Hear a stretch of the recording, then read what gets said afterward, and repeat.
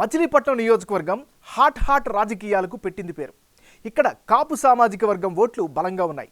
వీరు ఎటువైపు డిసైడ్ అయితే వారిదే విజయం. మరోవైపు బందరు పోర్టు ఇక్కడి రాజకీయాల్లో కీ రోల్ పోషిస్తోంది. దీంతో ఉపాధి కల్పన అవకాశాలు పెరుగుతాయి అన్న అభిప్రాయం జనాల్లో కనిపిస్తోంది. అయితే గత ఎన్నికల్లో గెలిచిన పేర్ని నాని ఈసారి తన కొడుకు పేర్ని కృష్ణమూర్తిని రంగంలోకి దించుతున్నాడు. ఈ నియోజకవర్గంలో ఆయన విక్టరీ గనుక సాధిస్తే మాత్రం ఓ కొత్త రికార్డు క్రియేట్ చేసిన వారసుడవుతాడు. ఎందుకంటే 3 తరాల వారు ఎమ్మెల్యేలుగా పనిచేసిన గుర్తింపు పేర్ని కుటుంబానికి దక్కనుంది. బందర్ గడ్డపై ఇప్పటికే 3 సార్లు తన జెండా పాతారు పేర్ని నాని. ఈ నియోజకవర్గంలో కాపు కమ్యూనిటీ 35% వరకు ఉంటుంది. ఈసారి వీరి సపోర్టు టీడీపీ జనసేన ఉమ్మడిగా పోటీ చేసే అభ్యర్థి వైపు ఉంటుందని అంటున్నారు. అయితే వైసీపీ నుంచి పోటీలో ఉన్నది కూడా కాపు నేతే కావడంతో ఓట్లు 2 వైపులా చీలే అవకాశాలు కనిపిస్తున్నాయి.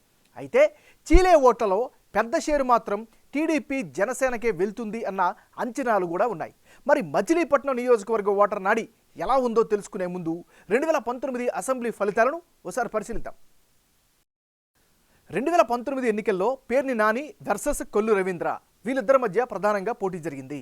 ఆ ఎన్నికల్లో వైసీపీకి 44%, తెలుగుదేశం పార్టీకి 40%, జనసేన పార్టీకి 13%, ఇతరులకు 3% ఓట్లు దక్కాయి. అంటే 2019 ఎన్నికల్లో మచిలీపట్నంలో వైసీపీ గెలిచింది. అక్కడ పోటీ చేసిన పేర్ని నానికి 44% ఓట్లు వచ్చాయి.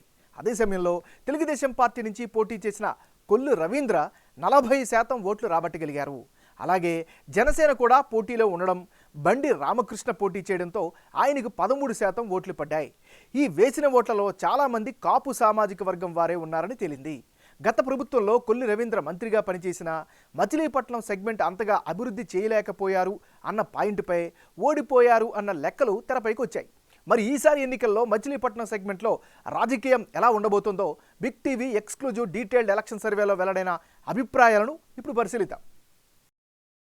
వైఎస్ఆర్ కాంగ్రెస్ పార్టీకి చెందినటువంటి నాయకుడు పేర్ని కృష్ణమూర్తి. మరి కృష్ణమూర్తికి ఈసారి అనుకూలమైనటువంటి అంశాలేంటో పరిశీలిస్తే ముందుగా కరోనా సమయంలో ఆయన అనేకమైనటువంటి సేవా కార్యక్రమాలతో ప్రజల మధ్యకు వెళ్ళారు. ఇది ఖచ్చితంగా ప్లస్ పాయింట్ అయ్యే అవకాశం ఉంది. అసెంబ్లీ నియోజకవర్గంలో క్రియాశీల రాజకీయాలు చేస్తూ వస్తున్నారు, అందరిలో మమేకమవుతున్నారు. మరోవైపు పార్టీ కార్యక్రమాల్లో చురుగ్గా పాల్గొంటున్నారు, అందరికీ అందుబాటులో ఉంటున్నారు. దీంతో పాటు పార్టీకి సంబంధించినటువంటి సొంత కేడర్ను బలోపేతం చేసుకుంటూ ఉండడం కూడా ఈయనకి ప్రధానమైనటువంటి బలంగా చెప్పుకోవచ్చు. మరోవైపు అభివృద్ధి పరంగా చూస్తే బందర్ పోర్టు ప్రారంభించడం కూడా ఈయనకి ఖచ్చితంగా కలిసి వచ్చేటువంటి అంశంగా కనిపిస్తోంది. మరి పేర్ని కృష్ణమూర్తికి మైనస్ పాయింట్స్ ఏమిటి కనుక పరిశీలిస్తే బలమైన ప్రత్యర్థిని ఎంతవరకు ఢీకొంటారు అనేటటువంటి అనుమానం అయితే నియోజకవర్గంలో కనిపిస్తోంది. మరోవైపు రాజకీయ పరంగా ఇన్ఎక్స్పీరియన్స్ అంటే అనుభవం తక్కువగా ఉండడం కూడా మరో మైనస్గా చెప్పుకోవచ్చు. మరో ప్రధానమైనటువంటి అంశం మచిలీపట్నంలో అనుసంధానమైనటువంటి రోడ్లన్నీ కూడా పూర్తిగా పాడైపోయి అధ్వానంగా కనిపిస్తున్నాయి. దీని పట్ల ప్రజల్లో వ్యతిరేక భావం అయితే వ్యక్తమవుతుంది. మరోవైపు కెమికల్స్ డ్రైనేజీలో కలవడంతో జనం అనారోగ్య పాలవుతున్నారు. ఈ ఒక సమస్య పెద్దగా పరిగణించే అవకాశం కనిపిస్తోంది. మరోవైపు ఎండాకాలం వచ్చిందంటే చాలు నియోజకవర్గంలో తాగునీటి కష్టాలైతే ఎదురవుతూ ఉన్నాయి. ఇది ఈయనకి సంబంధించినటువంటి ప్లస్లు మైనస్లు. తెలుగుదేశం పార్టీకి చెందినటువంటి నాయకుడు కొల్లు రవీంద్ర. మరి కొల్లు రవీంద్రకి ఈసారి అనుకూలమైనటువంటి అంశాలు ఏమిటి? తెలుగుదేశం పార్టీలో సీనియర్ నేతగా మంచి గుర్తింపు ఉన్నటువంటి నాయకుడు. మరోవైపు మచిలీపట్నం నియోజకవర్గ వ్యాప్తంగా యాక్టివ్ రాజకీయాలు చేస్తూ అందరికీ అందుబాటులో ఉంటున్నారు. ముఖ్యంగా ప్రజలకు కేడర్కు అందుబాటులో ఉంటారు అనేటటువంటి ఒక సదా అభిప్రాయం అయితే ఈయన పట్ల వ్యక్తమవుతుంది. మరోవైపు సిట్టింగ్ ఎమ్మెల్యే పేర్ని నాని పోటీకి దూరంగా ఉండడం కూడా ఈయనకి ప్రధానంగా కలిసి వచ్చేటువంటి ఫ్యాక్టర్గా కూడా చెప్పుకోవచ్చు. ఇది ఈయనకి సంబంధించినటువంటి గ్రౌండ్ రియాలిటీ. రానున్న ఎన్నికల్లో మచిలీపట్నం నియోజకవర్గంలో ఎవరెవరు పోటీలో ఉంటే ఫలితాలు ఏ విధంగా వచ్చే అవకాశం ఉందో పరిశీలిద్దాం. పేర్ని కృష్ణమూర్తి వైసీపీ తరపు నుంచి పోటీకి దిగి తెలుగుదేశం పార్టీ నుంచి కొల్లి రవీంద్ర బరిలో ఉంటే ఆ పక్షంలో వైసీపీకి 43%, తెలుగుదేశం పార్టీకి 52%, ఇతరులకు 5% ఓట్లు దక్కే ఛాన్సెస్ ఉన్నాయి. అంటే ఇప్పటికిప్పుడు ఎన్నికలు జరిగితే తెలుగుదేశం పార్టీ అభ్యర్థి కొల్లు రవీంద్ర గెలిచేందుకు ఎక్కువ అవకాశాలు ఉన్నాయని బిగ్ టీవీ సర్వేలో వెల్లడైంది. టీడీపీ అభ్యర్థి కొల్లు రవీంద్రకు 52% ఓట్లు వచ్చే ఛాన్స్ ఉందని సర్వేలో తేలింది. అలాగే వైసీపీ అభ్యర్థి పేర్ని కృష్ణమూర్తికి అనుకూలంగా 43% ఓట్లు లభించే అవకాశాలు కనిపిస్తున్నాయి. ఇతరులకు 5% ఓట్లు సాధించే అవకాశాలు కనిపిస్తున్నాయి.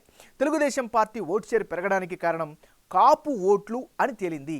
టీడీపీ జనసేన వైపు వీరంతా షిఫ్ట్ అయ్యే అవకాశాలు ఉండడంతో మచిలీపట్నంలో తెలుగుదేశం పార్టీ విజయం ప్లస్ అవుతుందని తెలుస్తోంది. అలాగే అమరావతి రాజధాని తరలింపు కూడా ఓటర్లపై ప్రభావం చూపింది. కొల్లు రవీంద్ర వ్యక్తిగత ఇమేజ్ కూడా ఈ పార్టీకి గెలిచేందుకు కారణమవుతుంది అన్న అంచనాలు ఉన్నాయి. అటు Perni Nani effect, YCP cadre support, welfare స్కీములపై జనం ఫోకస్తో వైసీపీకి ఓట్ షేరు 43% దాకా వచ్చే అవకాశాలు ఉన్నాయని అంటున్నారు. ఇంకోవైపు Machilipatnam sitting YCP MP Balashowry పార్టీకి రాజీనామా చేయడం, పేర్ని నాని వెంట తిరిగిన వారు ఆయన కొడుకుకు సపోర్ట్ ఇస్తారా అన్న డౌట్స్ ఉండడంతో మచిలీపట్నంలో వైసీపీ ఓట్ షేర్ను తగ్గిస్తుంది అన్న అంచనాలైతే కనిపిస్తున్నాయి.